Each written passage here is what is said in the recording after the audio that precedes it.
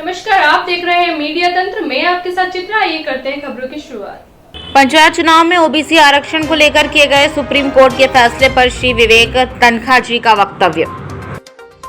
आज मुझे दुख के साथ ये वीडियो आप तक पहुंचाना पड़ रहा है कि असत्य को सत्य बना के ट्रोल आर्मी मेरे बारे में कुछ कहना चाहती है, जिसको मैं पूर्णतः खारिज करता हूं। सबसे पहले तो मैं ओबीसी वर्ग का वकील हूं, हाई कोर्ट में उनकी पैरवी करता हूं और कुछ दिन पहले 3 घंटे बहस की थी, जिसके बाद सरकार ने पिछले हफ्ते समय दिया था कि हम 1 हफ्ते में वो रूल बदलेंगे जिससे कि ओबीसी वर्ग का हानि हो रही थी। मैंने किसी ओबीसी के विरुद्ध कोई पिटीशन नहीं लगाई। मेरी पिटीशन हर वर्ग के लिए थी। मेरी पिटीशन थी आर्टिकल 243A SC और D, जो कि कॉन्स्टिट्यूशन का प्रोविजन है, संविधान का प्रोविजन है, उसको रोटेशन और डिटर्मिनेशन के लिए लागू करने के लिए। ये हर वर्ग की लड़ाई थी, क्योंकि पंचायत में जैसे सुप्रीम कोर्ट और कॉन्स्टिट्यूशन कहता है, हर इलेक्शन के वक्त एक रोटेशन होना चाहिए जिससे सबको चांस मिले। हाई कोर्ट ने मेरे को हमारे केस में नोटिस इशू किया, बट हमको इंटरिम राहत नहीं दी। हम सुप्रीम कोर्ट गए।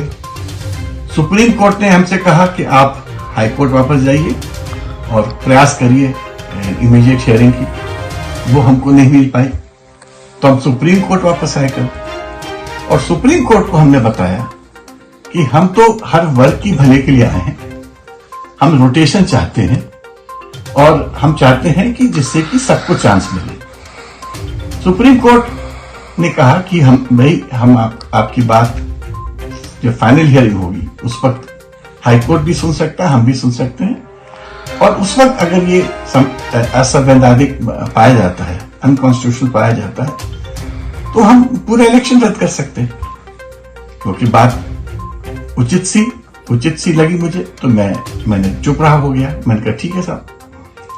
इस बीच में सुप्रीम कोर्ट अपनी समझाइश सरकार के वकील और इलेक्शन कमीशन के वकील को देने लगी कि आपको संविधान के तौर तरीके से काम करना चाहिए, क्योंकि पब्लिक यही चाहती है कि संवैधानिक रूल रहे और सुप्रीम कोर्ट भी यही चाहती है।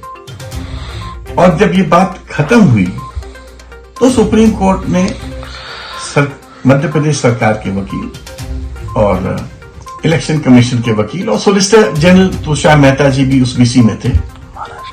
सुप्रीम कोर्ट ने बताया कि कुछ दिन पहले जिसको उस महाराष्ट्र के फैसले में सुप्रीम कोर्ट ने कोट किया है और कहा कि उसका पालन होना चाहिए। और इसीलिए क्योंकि सरकार वहां थी और इलेक्शन कमीशन वहां था, तो उस संदर्भ में सुप्रीम कोर्ट ने अपना जो आदेश है, जो कि देश का कानून होता है, उस आदेश को रिप्रोड्यूस किया और जो भी फैसला करना था वो उन्होंने पारित किया। ओबीसी के संदर्भ में हमारी ना तो कोई पिटीशन है, ना हमारी कोई प्ली थी।